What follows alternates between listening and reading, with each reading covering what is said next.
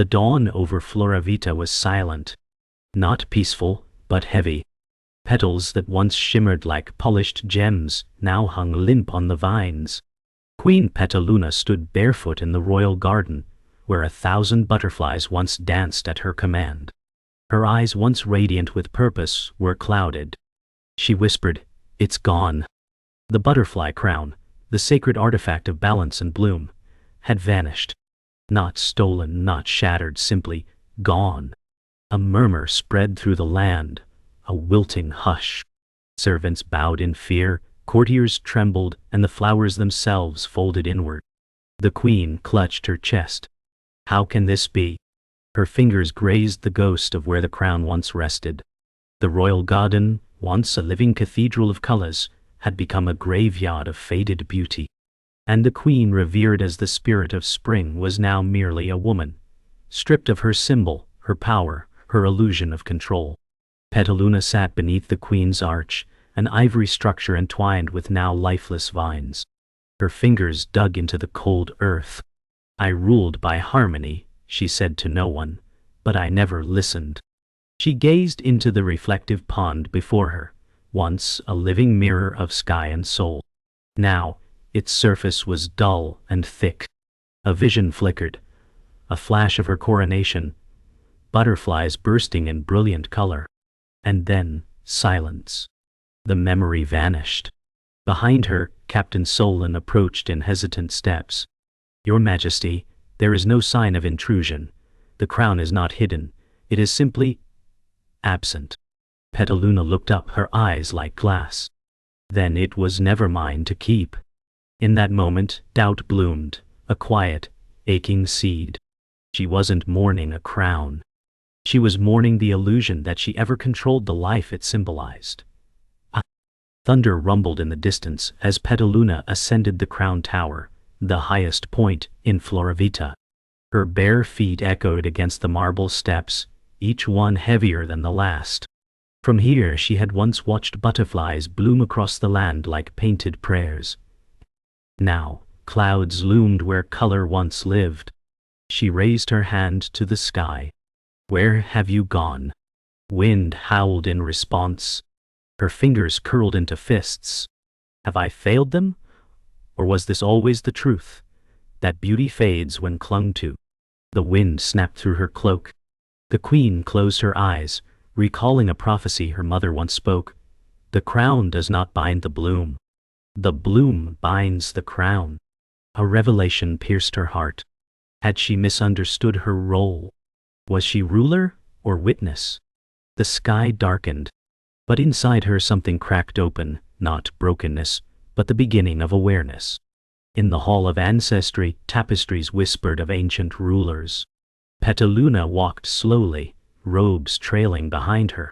She paused before her mother's portrait, Queen Ceraloon, crowned and radiant, hand outstretched toward a blooming field. Petaluna's voice cracked. "You never told me what it truly meant to reign." The air was thick with incense and the scent of dried petals. "Did you ever believe in the crown, Mother? Or did you just wear it for us?" Her reflection in the glass looked unfamiliar, tired, lost, and painfully human. "Perhaps you knew it would vanish." Behind her, petals fell from a vase, dry, brittle, and silent.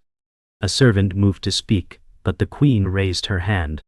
"Let them fall," she said. "Let them teach me." Petaluna stood alone in her private chamber, staring at the empty stand where the butterfly crown once rested. The velvet pillow was untouched, as if the crown had risen on its own. Her hand hovered above it, unsure. She whispered, "Then I must find what was never lost but forgotten." The room pulsed with a strange calm. Mirrors along the wall reflected her from every angle, but none showed the queen she once recognized. Instead, they showed a woman at the edge of awakening. She stepped back. "The garden called me once," she remembered, "not to rule, but to listen." Her fingers curled into the folds of her robe, determination simmering in her chest. A decision formed in the quiet, to seek not the crown, but its meaning. Mist rolled thick over the moss-carved path as Queen Petaluna crossed the threshold of the wildwood. Behind her, the marble arches of Floravita faded like a forgotten dream. Here, silence did not rest. It listened. "This place," she murmured, "knows me better than I do." Gnarled trees leaned inward, bark twisted like ancient faces whispering truths. Each step brought the weight of memory, of joy, grief, and everything she had suppressed beneath a crown. The forest had always been sacred, untouched by rule, alive with breath unseen. A chill brushed her cheek and she heard it, a faint, layered voice calling her name. Petaluna. It came not from outside, but within. Her heartbeat quickened, her hand grazing a vine glowing faintly with golden light. She whispered, "I am not here to command. I am here to remember." And the forest, ancient and wise, began to answer. Deeper in the wildwood the forest bent around her, paths shifting as if alive. Petaluna's breath fogged in the cool air.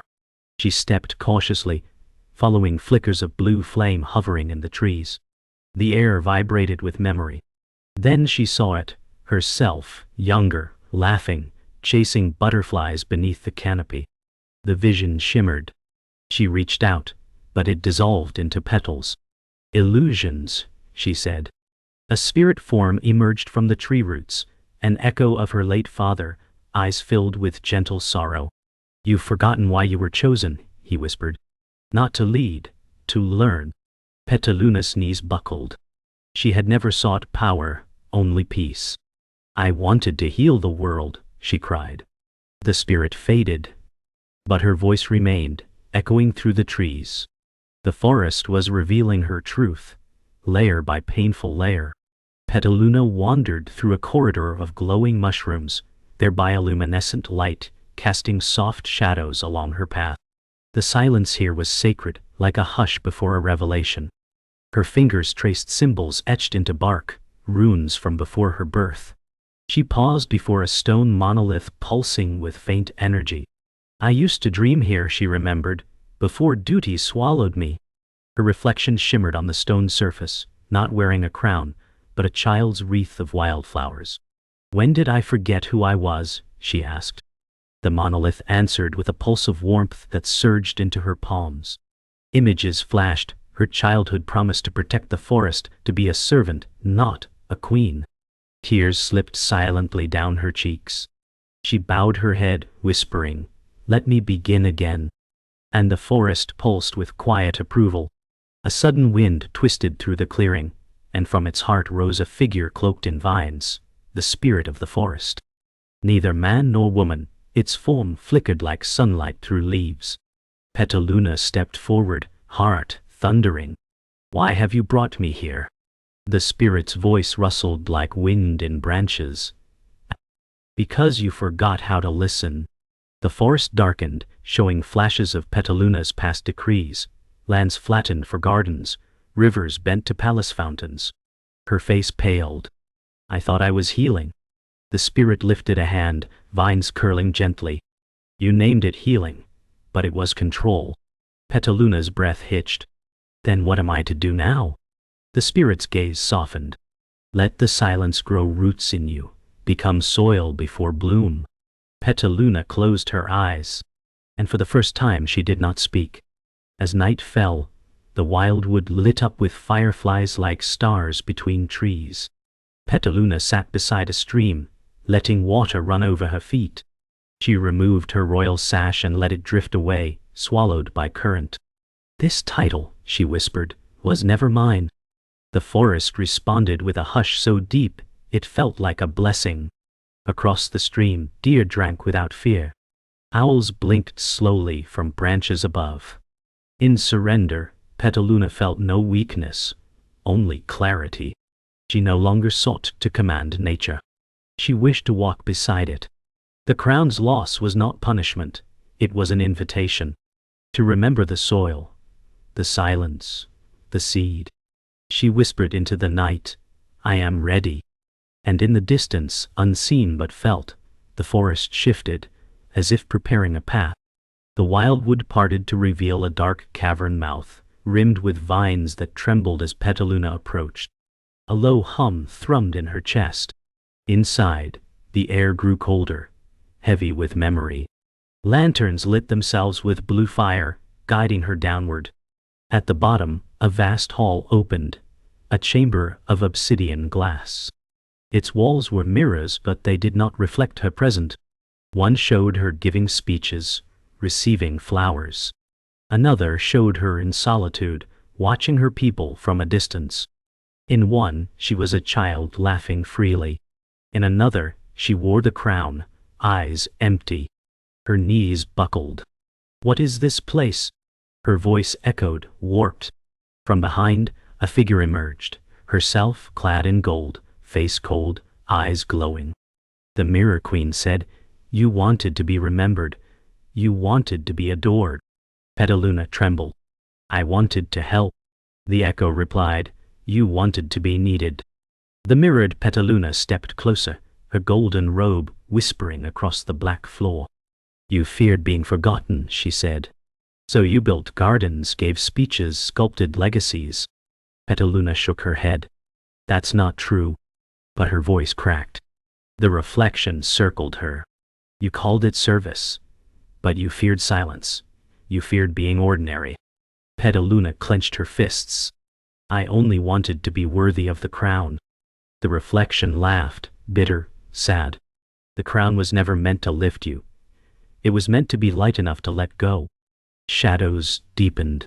"You built a kingdom of blossoms to hide the thorns inside." Petaluna dropped to her knees. "Then who am I beneath it all?" The mirrored self knelt too. "That is the question, not for the world to answer, but for you." And then the reflection fractured, splintering into falling light. The mirrors shattered in silence. Glass rained like starlight, yet left no wounds. Petaluna stood alone, breath ragged, heart pounding. A hidden door opened behind her, revealing a spiral staircase carved into crystal. With hesitant steps, she ascended. The stairs glowed with each footfall, and within each step she saw visions. Every child she ever held, every elder she ignored, every moment she chose beauty over truth. Her tears were quiet now, cleansing. At the top, she emerged into a chamber of stillness. There was no crown, no throne, only a pool of silver water. She approached it and saw not herself, but the faces of her people, their joys, their grief, their silence. "I thought I ruled them," she whispered, "but they were always teaching me." Her reflection returned, and this time she smiled, not in pride, but humility. Petaluna knelt by the pool, fingers trailing through its silver surface. Each ripple sent waves of memory through her, both painful and luminous. She recalled a beggar once turned away from the palace gates. She remembered the laughter of gardeners who found joy in dirt. "They were closer to the bloom than I ever was," she admitted.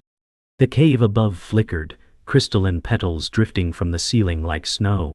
A voice not her own, not external, whispered, "The bloom does not come through control. It comes through care." She sat still, breathing deeply. "Let me be empty," she said, "so I may be filled again." The cave pulsed with gentle light, and for the first time she felt something new, freedom, not from burden, but from illusion. The pool shimmered, then turned clear, revealing only water. She stood and turned from the pool, leaving her reflection behind. The mirrored corridor was gone. The staircase vanished. Only a narrow path of moss now stretched before her, illuminated by bioluminescent moths. Petaluna walked with bare feet and open hands. Her robe dragged behind her like a shadow released. She no longer searched for the crown. She searched for the soil, the seed, the silence that births life. Above, fireflies wove constellations into the forest canopy. As she stepped into the moonlight, a single white butterfly landed on her shoulder. She paused.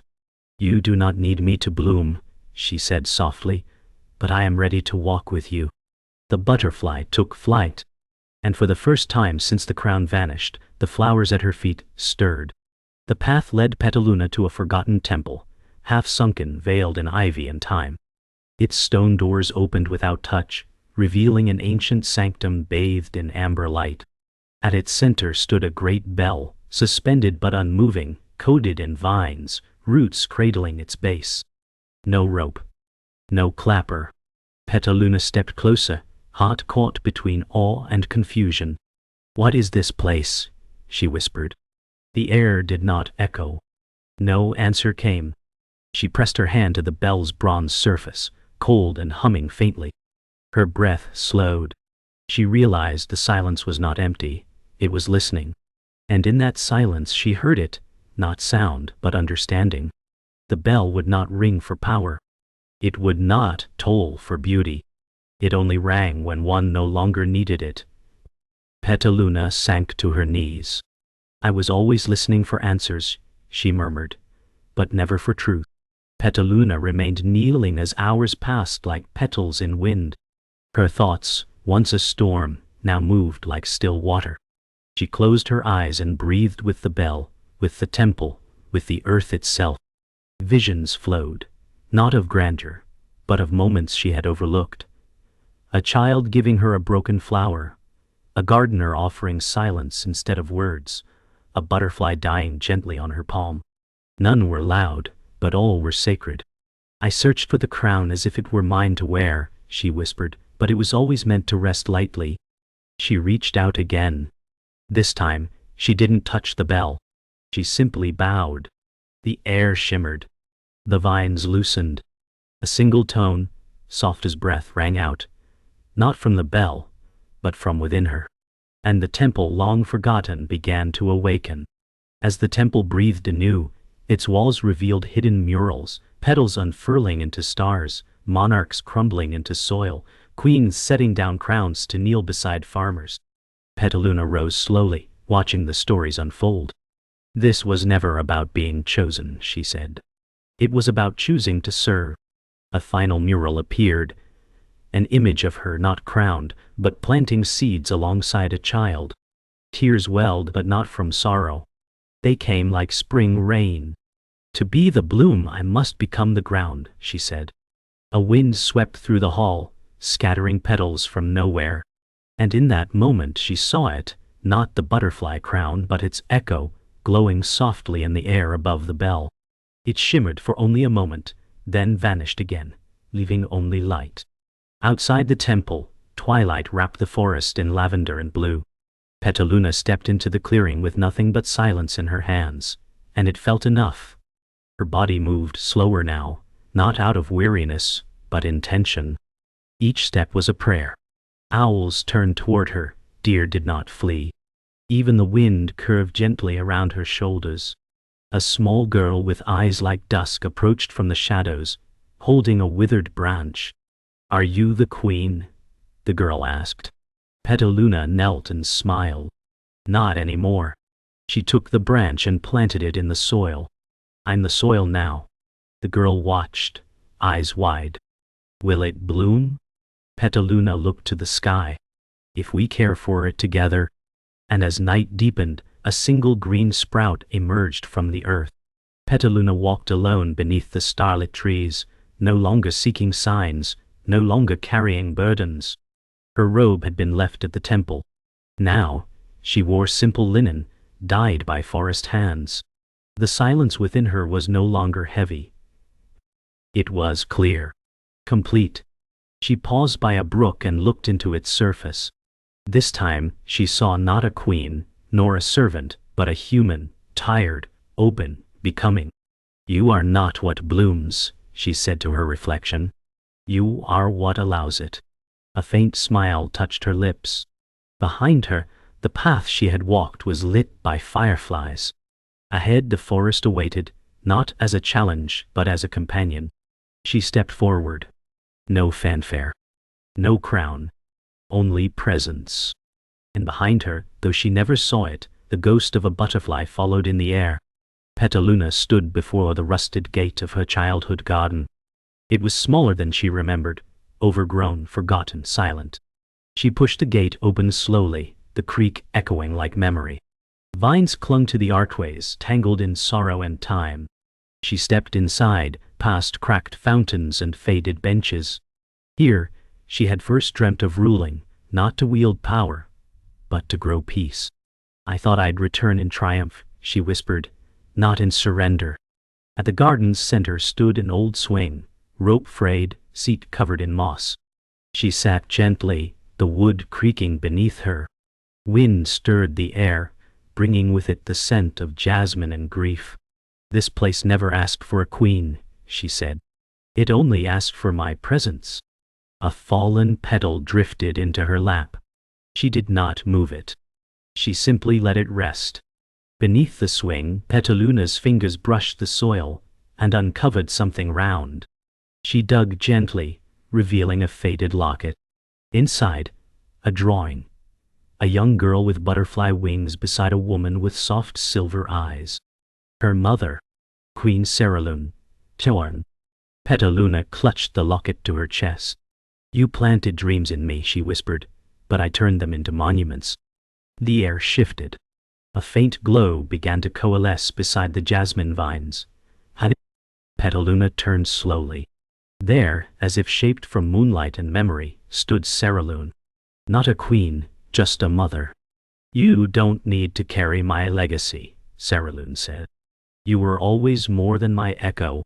Petaluna fell to her knees, sobs rising from a place untouched for years. I wanted to make you proud. Cerulean smiled gently. You already did. But now, make yourself proud. They embraced in silence as the garden began to stir. The embrace dissolved like mist, leaving warmth in its place.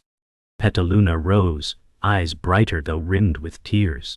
All around her the garden responded, leaves lifting, petals unfurling as if remembering sunlight. She walked barefoot along the path she once skipped as a child, past the old herb beds and willow trees.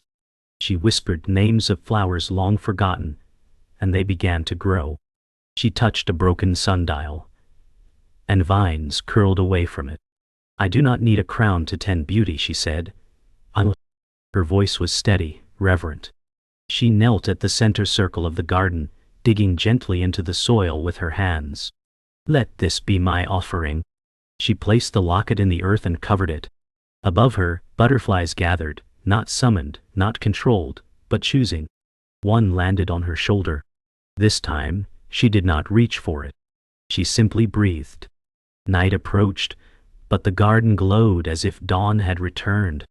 Villagers began arriving, drawn by whispers on the wind. One by one, they entered the gates, silent and curious. They saw not a queen, but a woman on her knees, hands stained with earth. Petaluna rose and greeted each of them with a bow, not command.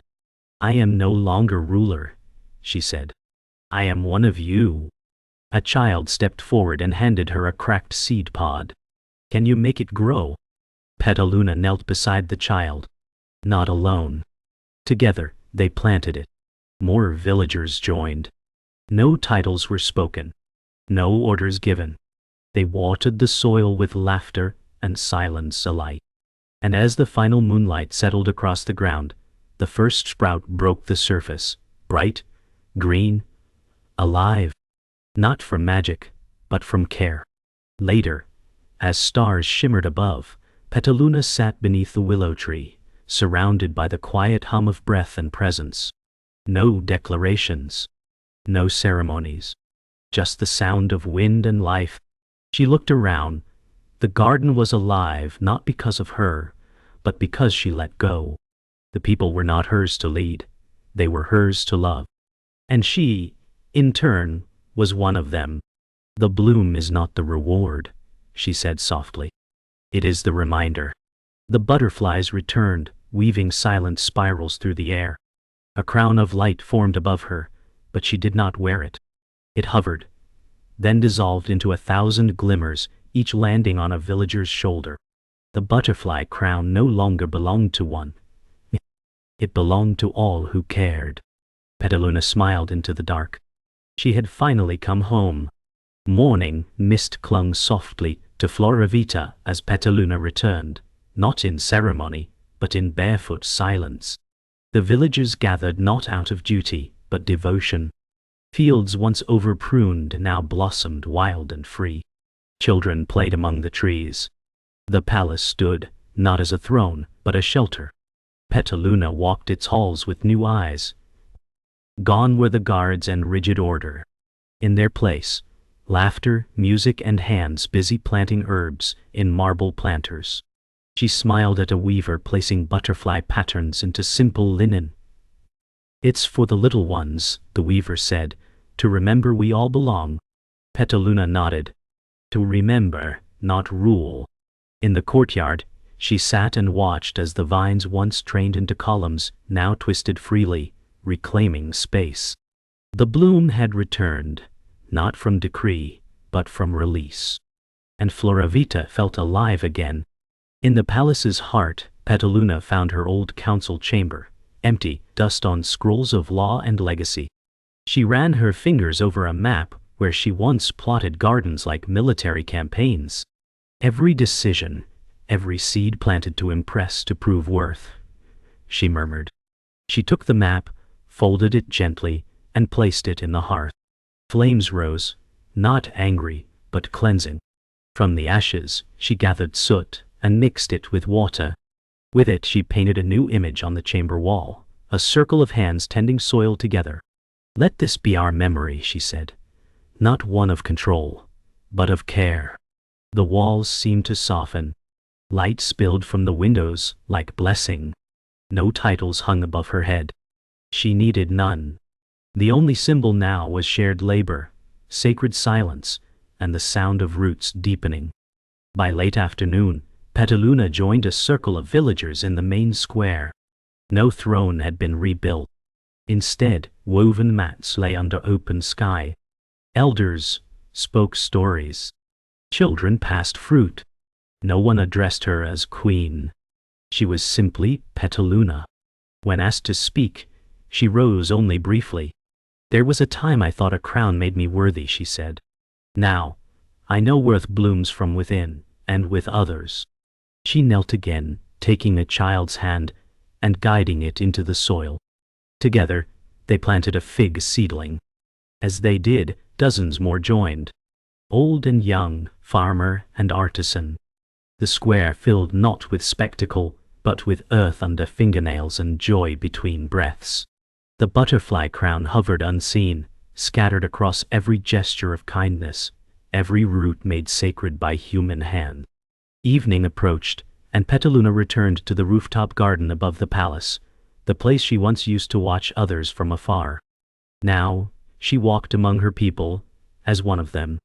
The garden had overgrown, but the stars above were still familiar. She sat in the grass surrounded by flickering lanterns and jasmine vines.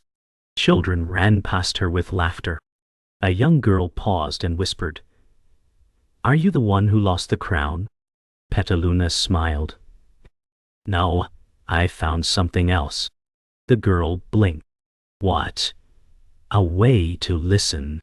Petaluna opened her palm. A single white seed rested there. "Do you want to plant it with me?" The girl nodded. And so, beneath constellations and laughter, they knelt in quiet reverence. No bells rang. No announcements. Just the sound of shared breath, and earth receiving life. Night deepened. Across Floravita, candles flickered in windows, not as a ritual, but as gratitude. Petaluna wandered alone through the village paths, no guards, no followers. Each doorstep she passed, someone looked up and nodded. Not as subjects, but as companions. She paused before a pond where once she saw herself as queen. Now she saw no crown, no titles, only her eyes full of clarity. The wind stirred. Fireflies rose. And then, just briefly, she felt it, a warmth above her head, weightless yet anchoring. She did not look. She did not need to. The butterfly crown had returned, not to be worn, but to be lived. Its power no longer resided in petals or gold, but in every seed planted, every ego surrendered, every silence shared. Petaluna smiled. She turned and walked on. The seasons had turned gently. Floravita was no longer the kingdom of endless bloom, but one that honored cycles, growth, decay, rest, rebirth. Petaluna sat on a low bench in the communal garden, her silver-streaked hair tucked behind one ear. Children danced among wildflowers. Elders tended to saplings with laughter and song. She no longer lived in the palace, but in a small cottage of wood and clay near the stream. A boy tugged her sleeve. What was it like, wearing the crown? She smiled. Like trying to hold wind in your hands. He blinked, confused. So, it was light? No, she said softly. It was never mine to carry. Her voice trailed into the breeze. A white butterfly landed nearby. No one gasped. No one bowed. It was no longer a miracle. It was simply part of the world, seen through open eyes. That evening Petaluna prepared tea under the shade of a willow. A small circle of villagers gathered, no invitation, just instinct. They sipped in silence. No lessons. No speeches. Just presence. "Oh." A girl sat beside her and asked, "Is it true that once you could speak to butterflies?" Petaluna chuckled. "Everyone can, if they stop shouting inside." The girl leaned her head on Petaluna's shoulder. "Will the crown ever come back?" Petaluna stirred the tea and replied, "It never left. It lives in the way we walk, how we touch the earth, how we listen to one another." The fire crackled. A breeze moved gently through the circle. Someone began humming. No one joined at first. But slowly, like dawn rising through silence, voices emerged, not to be heard but to belong. Later that night, Petaluna walked the forest path one last time. The air was cool, moonlight silvering each leaf and petal. She paused beside the stream where she had once let her sash drift away. It still moved, caught among reeds, threadbare but intact. She sat beside it, fingers trailing through the water. "You were never a loss," she whispered. "You were a lesson." Her reflection shimmered, a face softened by years, by letting go. She closed her eyes and listened to the sounds of the forest. Frogs croaking, water trickling, leaves turning gently in the breeze. It was not a farewell. It was a returning. To soil. To silence. To breath. A small stone statue of a butterfly crowned with moss sat nearby, unnoticed. She didn't touch it. She bowed her head and let it be. The next morning, dawn spilled slowly over the horizon, bathing Floravita in quiet gold. Petaluna stood barefoot at the center of the garden. No one gathered. No one watched. It wasn't a ritual, it was simply mourning. She pressed a seed into the ground with both hands, breathing slowly. "Let this be my final bloom," she whispered. Then she stood, not in farewell, but in gratitude. A gentle wind lifted a single petal from the nearest blossom. It hovered, drifted upward, and then, on its own rhythm, floated away into the sky. Petaluna smiled. "Go," she said. "Go carry silence to where it's forgotten." And as the petal vanished beyond the trees, the first rays of sun lit her face, painting it in warmth. A stillness followed. Kind that listens. The kind that remains.